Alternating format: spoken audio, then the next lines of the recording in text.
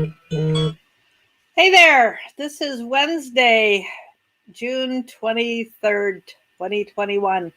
So glad to have you with me. Boy, I sure have thought a lot about justice coming, about how much Larry contributed to the justice that we can read about, and the privilege we had of helping to keep him alive to do what he eventually did, and that God actually let him complete his mission, the mission that he, talked about in the book.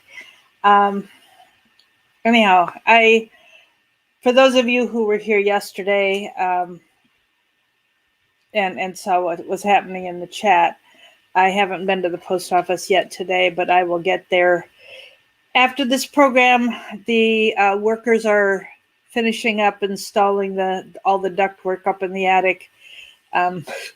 This house had flexible tubing for the ducts, and which nothing straight, so you know how inefficient that would have been. Flexible, it was plastic flexible tubing, and they had cut things short, and so many of them, the pressure of stretching out or shrinking back like a slinky, there were more vents that were not connected to the furnace than I realized. So they're still working on it. I think they're more at this end of the house, so if you hear a little banging, that's what's going on. They're taking a break right now. They're in the garage. So anyhow, I was reminded last night before I went to bed, somebody made the comment again. I think it was John Adams that said that evil thrives when good men do nothing. And I kind of get frustrated. I was not interested in politics until I met Larry. And boy, I sure did a 180 on that after meeting him, because I realized how important it is that we have godly people in leadership over us. I mean, Romans 13 talks about the peace that people get to experience and the joy they have when you have godly leadership, and how the people groan when you don't. And that is so very, very true. And, I heard I had a discussion with someone this morning wondering what had happened to a well-known leader in the Christian community who was talking about the need to get back to sharing the gospel, which is true, but it almost sounded like at the exclusion of getting involved in politics, which is so, so wrong. We have to do both, folks. We have to do both. It's like when you're in a marriage and you have kids. You can't neglect the marriage to take care of the children any more than you can be neglectful with your kids in order to continue, work on your marriage relationship. You can set one aside temporarily to work on the other, but you've always got to come back so that you're working, and if you have to work, you've got work and home. You can't neglect either one. Our lives are manifold. There are many areas of interest, many areas of necessity that we have to take care of, and we can't neglect one area. And if we don't get involved in the political scene, no matter what level, whether it be local or federal, if we don't get involved, then evil people are going to be involved, and we will lose the freedom to do what God has called us to do. And so I just have thought about that a lot. I'm going to bounce back and forth between the medical and political. So I read an article this morning.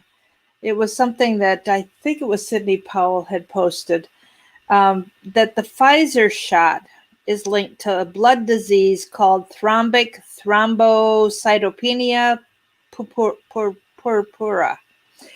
cytopenic purpura. It's a blood clotting disorder. The symptoms are weakness and fatigue, neurological disorders, hemorrhage, chest pain, and this is coming out of Israeli research. There are usually 2 to 3 cases per year, and now they're seeing 4 cases per month. And then they said, "Oh, you should still get the shot because it's rare." But the problem is the blood clots are showing up in the small vessels, where then you've got total blockage. Yeah. So I'm bouncing back to politics in Sheboygan County, Michigan, which is up in northern Michigan. It's not up in the Upper Peninsula; it's in the northern part of the mitten. So this county wants a hand recount because Trump won by 64% there. But they also want to, hey, if they think it was cheating the other way around, more power to them to find the truth, right? We want the truth no matter what it is. The truth is important to know. They also want to examine the Dominion machines, which we know there's been a lot done to hinder that. Representative Huffman from California has proposed the idea of stripping the Catholic Church of their tax-exempt status because they have denied communion to Joe Biden and other pro-abortion politicians. But remember what the Supreme Court just did, 9-0, saying that the Catholic Church could not be prevented from participating in foster care, even though they would not place children in a home with same-sex couples. That was their right. That was their religious freedom to do that. And so, Huffman's going against what seems to be the feeling of the court. And it was a 9-0 ruling, 9-0. So here we go again. All right, back to... sorry, I'm bouncing back and forth today. So another thing on the medical... Fauci is talking about the Delta variant and saying it's the greatest threat. Therefore, you need to get the shot because this variant will double in 2 weeks. How do they know this is a variant and not just the people who've gotten the shot now getting sick again because their immune systems were destroyed by how this shot works? So, and then they're also saying it wasn't Fauci, it was somebody else at CDC or NIH who said it could, and she emphasized the word could, lead to future variants. Well, viruses mutate. So of course there are going to be future variances. We knew that. That's all the more reason to maintain a healthy immune system without the toxic chemicals like the ethylene oxide I talked about yesterday.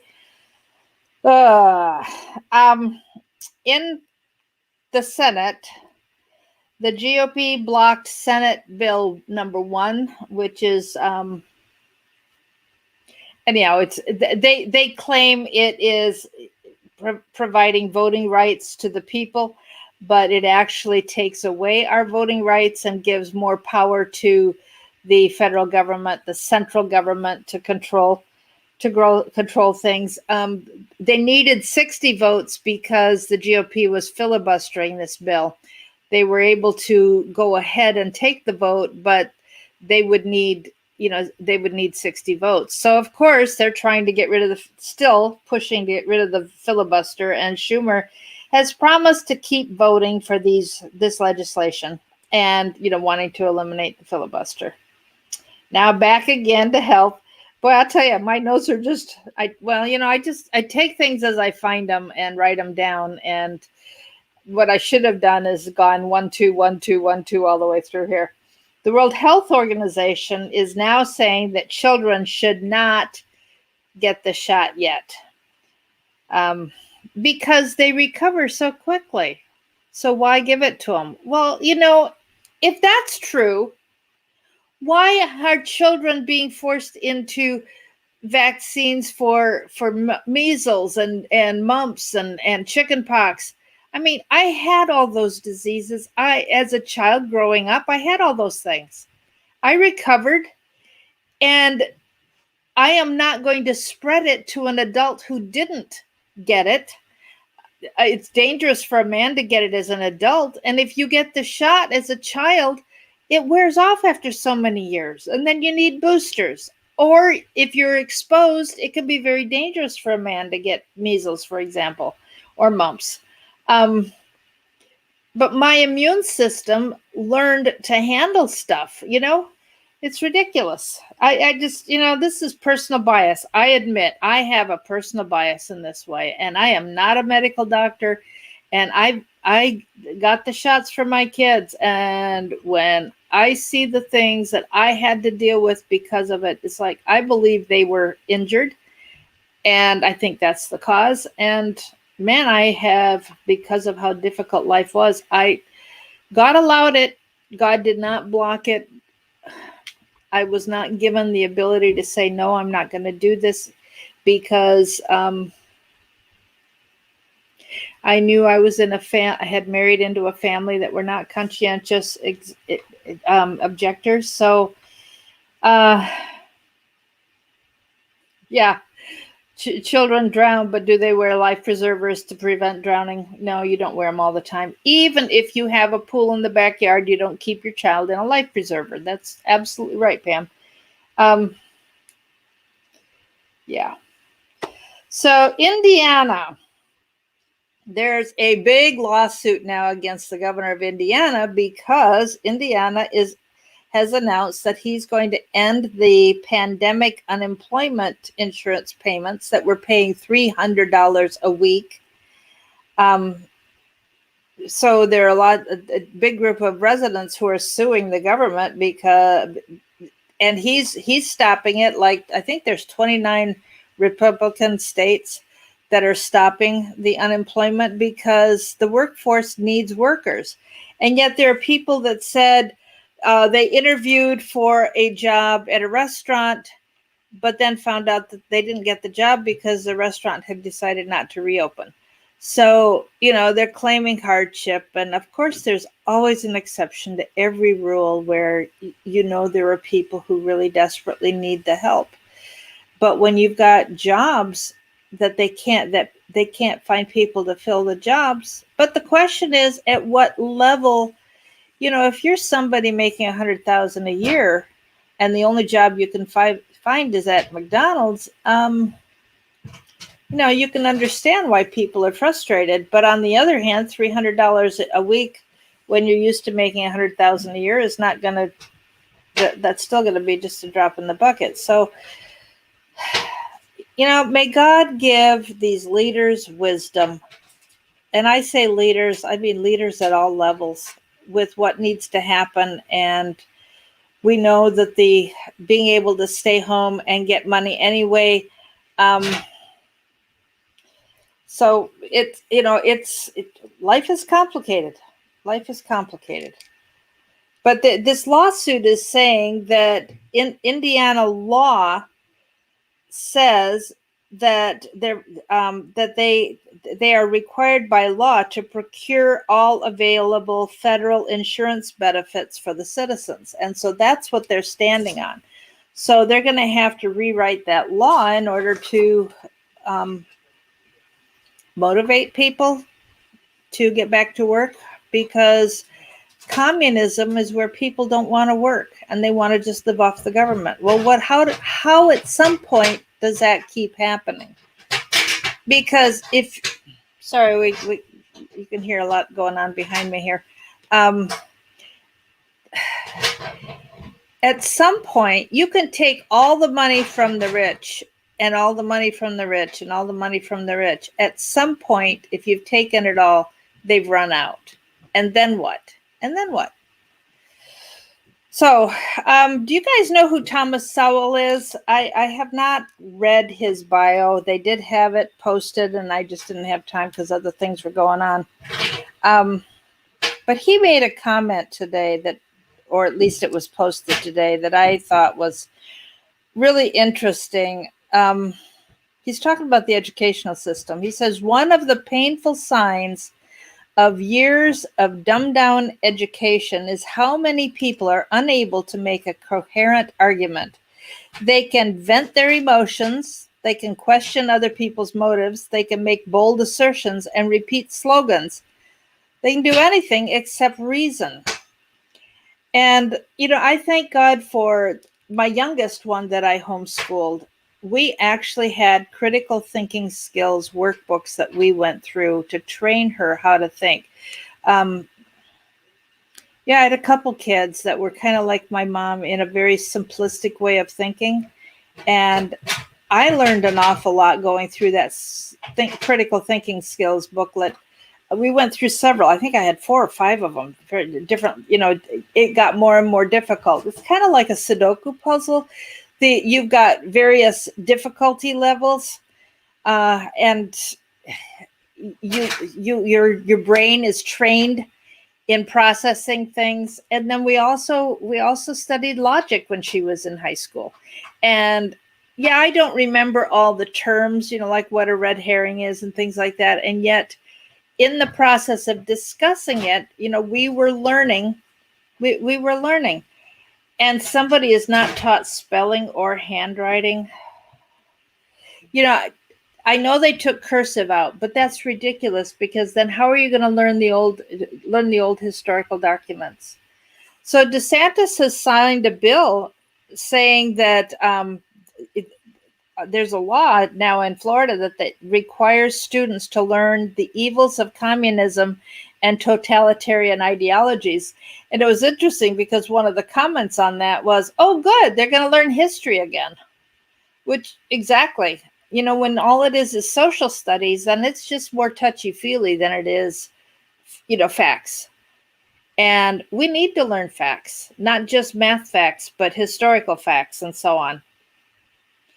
Well, there is a point for learning spelling as you read, Heavenly Clouds, that's partially a point. But as you learn the rules of how reading works, you need to be learning spelling.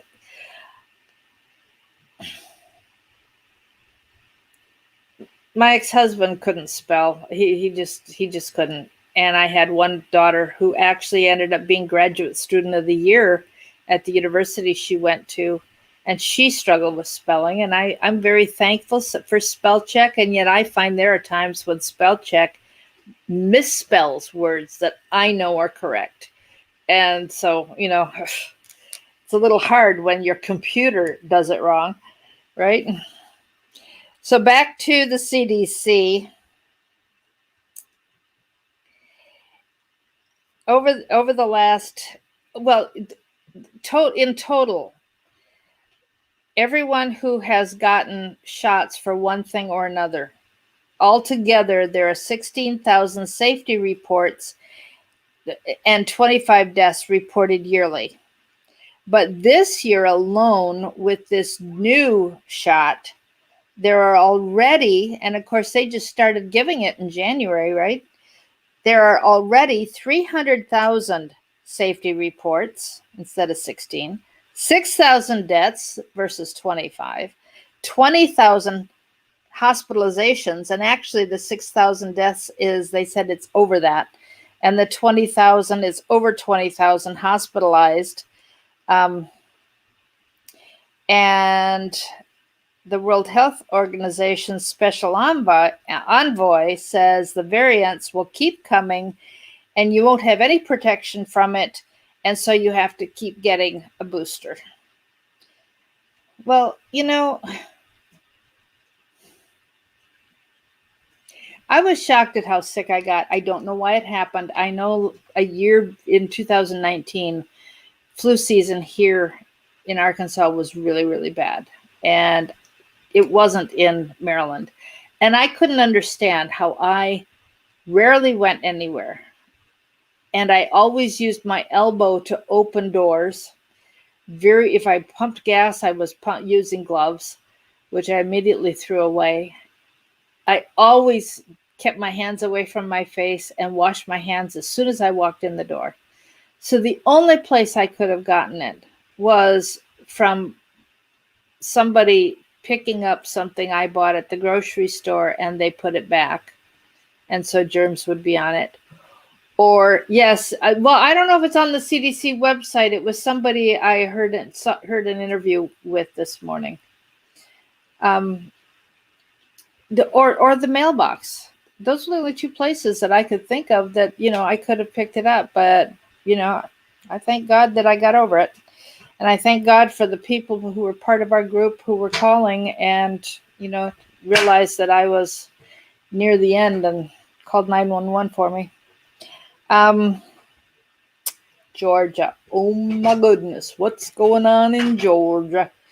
Steve Bannon had a couple really good interviews yesterday, and I just saw, highlight clips. In Arizona,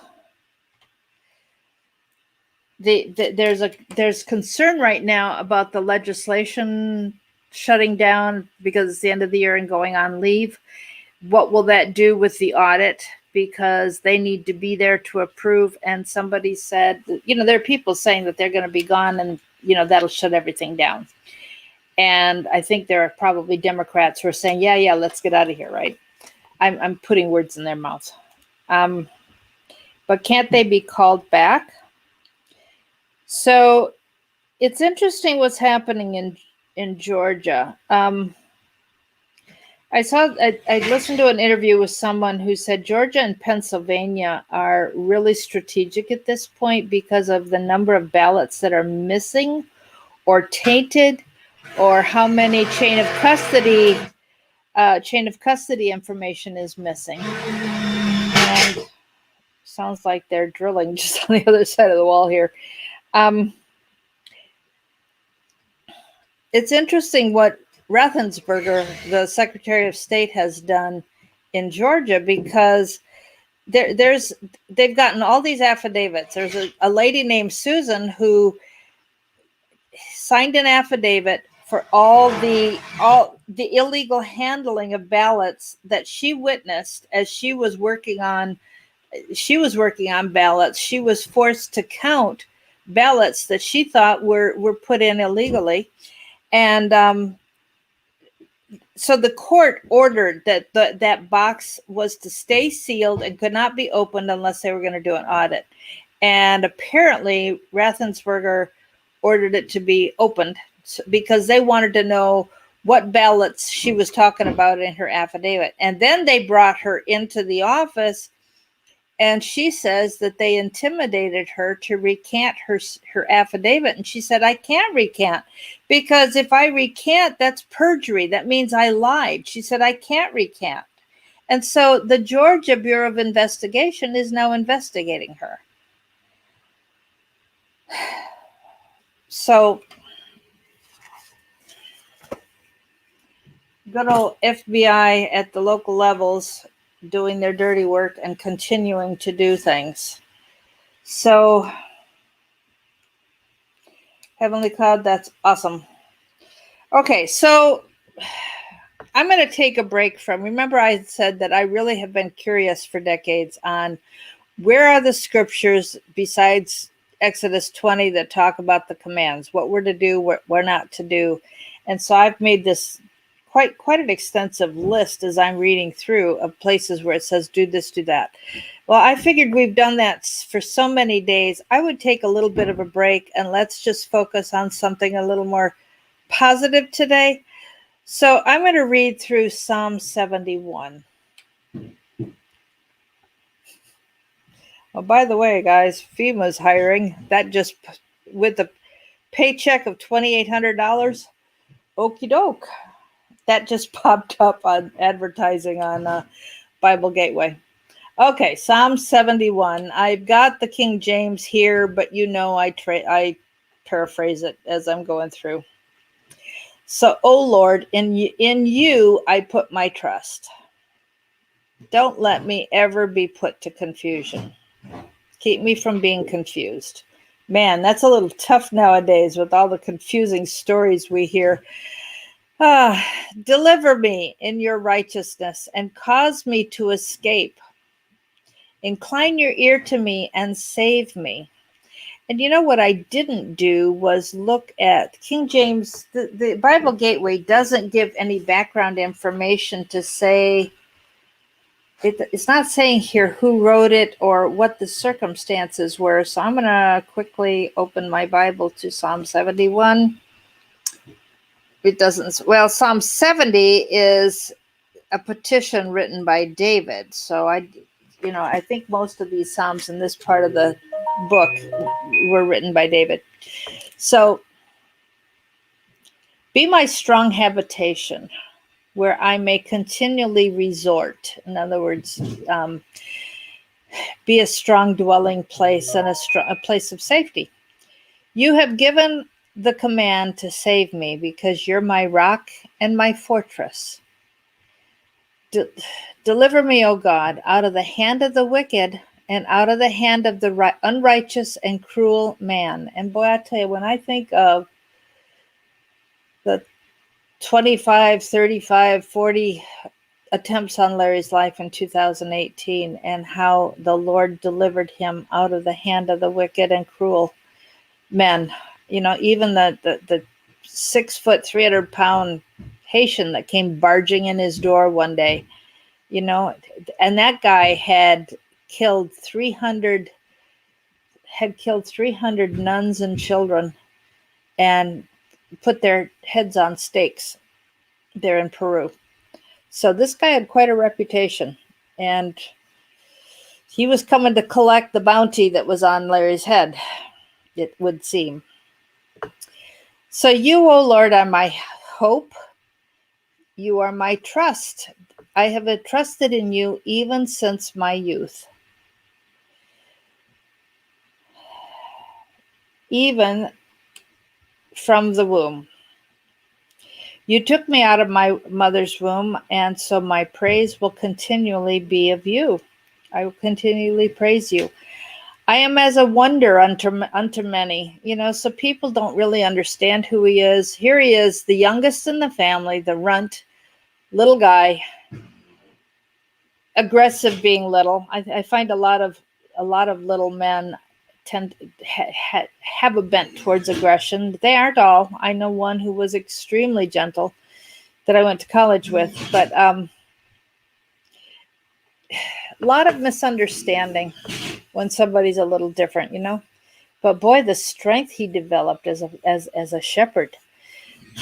You are my strong refuge. He took refuge in the Lord. He was constantly praying and praising the Lord. That's how he filled his days when he wasn't busy with taking care of doing something for the sheep. If he had time to sit quietly while they ate. So let my mouth be filled with praise for you and for honoring. Let my mouth be filled to honor you all day. Don't cast me off when I'm old.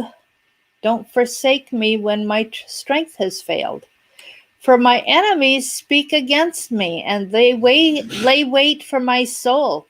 And they're taking counsel together to do something to me, saying, God has forsaken him. So let's go persecute and take him but because there's none to deliver him. That's what the people were, his enemies were saying against him. So he's begging the Lord now in verse 12, oh God, don't be far from me. My God, make haste to help me. Let them be confounded. And of course, being confounded means being shocked. Let them be confounded and consumed that are adversaries to my soul. Let them be covered with reproach and dishonor that seek my hurt. But I will hope continually and praise you more and more. My mouth will show forth your righteousness and your salvation all day. For I don't know the numbers in other words, I don't know how long my life's going to last. So let me spend my life talking about how you've saved me. And let me spend my life talking about your righteousness. I will go, verse 16, I will go in the strength of the Lord.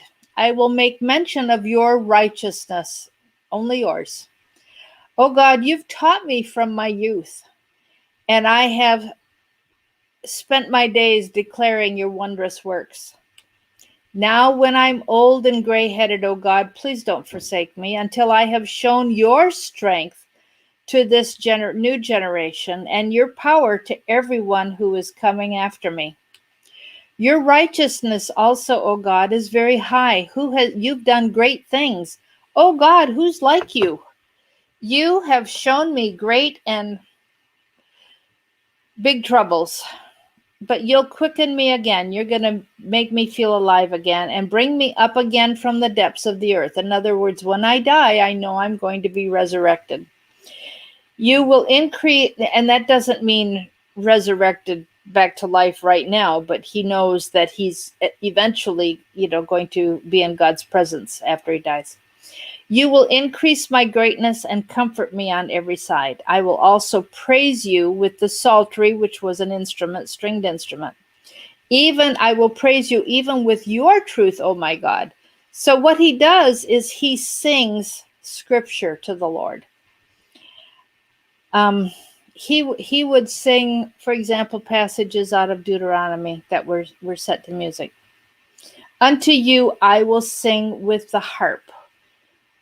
You're the Holy One of Israel. My lips shall greatly rejoice when I sing unto you, and my soul you have redeemed.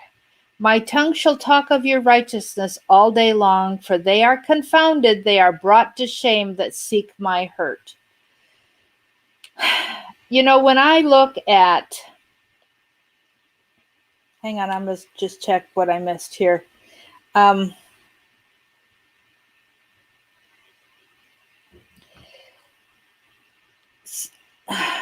King James can be hard. That's why I like Bible Gateway so much, because you can put in a passage, you can put in a single word and see all the places, like going into a concordance, but they'll print out the whole verse for you, or just give you a list of passages and you can click on it and open it up. But they also have a list of all the paraphrases and translations.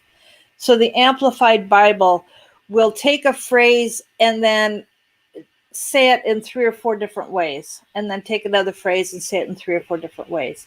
New American Standard is one of the best translations ever done from the original that we still have available. NIV is very easy to read and understand. There are people who complain about things that are missing. The New Century Version is one of the most modern translations. Living Bible is not a translation; it's a paraphrase that's good for children. It was written for Ken Taylor's children and grandchildren to make it easier to understand. I love reading out of Living Bible. Right now, I'm doing NIV because that's the only one I have that's not packed up. But of course, I can come to Bible Gateway anytime I'm doing more, like I did just now. What are some of the other good ones? The Message Bible is another one of these paraphrases. It's just written in contemporary language in paragraph form rather than verse form, so that you don't see necessarily numbering on every verse quite the way you do in the way we're used to. There's a Catholic Bible in there. There's Phillips rewrote the New Testament in an easy to understand. He doesn't do the Old Testament, but I loved reading and memorizing out of the Phillips Bible because of the ease of understanding. But the Phillips New Testament. It's New Testament only. So I needed a little mental relief from all the commands. I know trust and obey, the hymn we used to sing. I sing it fairly often still, because it's so important that we trust God. That's the faith part, and that we obey. That's the works part that James 2 talks about. And so it really is important. So what is obedience? Well, obedience is following what we're told to do and not doing what we're not told to do. avoiding what we're told to avoid. And so I'm going through a segment right now where I'm going through a lot of the passages that I found, and we're going to stay at it. Tomorrow we're going to be in Leviticus, because that's a big list of don't do this, don't do that. But you know what? Leviticus is important because there are things in that scripture, in that passage, that has to do with things that we see happening a lot today. And there's a reason God said don't do those things. So we need to heed that, because God, I really appreciate what Josh McDowell said. I heard him several decades ago. And, he said God gave us his commands for our protection because he loved us, not to make our life difficult with do this and don't do that and don't do that. He said it's not to make our life difficult, but he knows the consequences of disobedience. And so God is trying to protect us from reaping those negative consequences, because he knows certain behaviors will always bring certain consequences. And he wants us to have the blessings of being obedient. So we're going to go back to that tomorrow, but Psalm 71, the deliverance, and the way David acknowledges getting old, the way he acknowledges his enemies and what they've tried to do, and the way he acknowledges God's holiness and God's protection over him, I just thought was a good mental and emotional reprieve for a day. So we'll be back. We'll be in Leviticus 19 tomorrow. Yes, Bible Gateway is free. I have never used their audio Bible, but I do understand that you can click on it and they'll read it to you. You have to have somebody who can see to click on it for you. But yeah, you can. I will tend to play. I love David Suchet, Suchet. He's a British guy. I love listening. He has a real mellifluous, I think is the word, voice. It's deep, it's resonant. He speaks slowly. It's not jarring ever. And I love, certain passages of scripture he reads through whole books, and some of them will take a couple hours. And so I will play that as I'm going to sleep. And you can find it on YouTube. And he usually reads King James, or he does read King James is the one what he reads. But I'll just put it on, and then, it's kind of like what David said, when I awake, I'm still with you. Well, if scripture is the last thing on your mind before you go to sleep, it's going to be the first thing on your mind when you wake up. If praying and focusing your heart on the Lord is the last thing you do before you go to sleep, then that's going to be where your heart is in the morning. That's why back in the fall of 2016, when I started praying so intensely for Larry to live, because they keep having to resuscitate him 3 times that summer. And he wanted desperately to help Trump win. And so it's only been 2 weeks. It's only the only time in my life this has happened. But September 2016, I was literally praying 24/7. I would only sleep for 4 hours, but I would dream prayers during the night. And of course, the first thing I did is when I started waking up was to pick it up again. So, thank you, Christian. I appreciate that. I really wanted a band to be doing this, or instead of me, or to do it with me, but God hasn't provided that leadership, so here I am. I don't think it's wrong for me to be doing this, because God's giving me the opportunity and I haven't refused it. But I want to reiterate again what I woke up with this morning. If you go to realrawnews.com, there's a lot going on.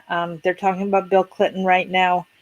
Last week, they were talking about Brennan. The one on Brennan's hard to read because how foul-mouthed he was. They don't report all the words he did, but just hearing about his the way he behaved is just sad. Comey's been dealt with, and they talk about a lot of these people. So Jim Jones, boy, I haven't heard that name in a while. Are you talking about Jim Jones and his leadership with all the people who died, that he had them drink the Kool-Aid? That's where that term comes from, is they had was it arsenic that they put in the Kool-Aid, or was it cyanide? Maybe it was cyanide that they put in the Kool-Aid and made everybody drink it, because they thought it was time for the rapture, and they thought if they drank this that they were going in straight into heaven. And there were it was between 700 and 800 people who died. I was in high school at the time, so yeah, I definitely know the name Jim Jones. He had a cult following. He was a, quote, preacher in California near San Francisco, I believe, and took his people down to Guyana with him into a into a remote area, and was preaching to them. And yep, it was 900. Wow, yeah, men, women, and children drinking the Kool-Aid. And yep. Horrendous things have happened. Horrendous things happen supposedly in the name of Christ too, but that Christ would not be in favor of that, and that is part of Satan's deception, to fool the people. So on that note, I'm done for today. God bless you. Have a wonderful evening. What day is today? Is this Wednesday? Where's my notebook? Oh, I threw it too far away to reach. This is Wednesday, right? Okay. We'll be back tomorrow as long as we have internet. Okay? See ya. Blessings abundantly be yours. Bye-bye.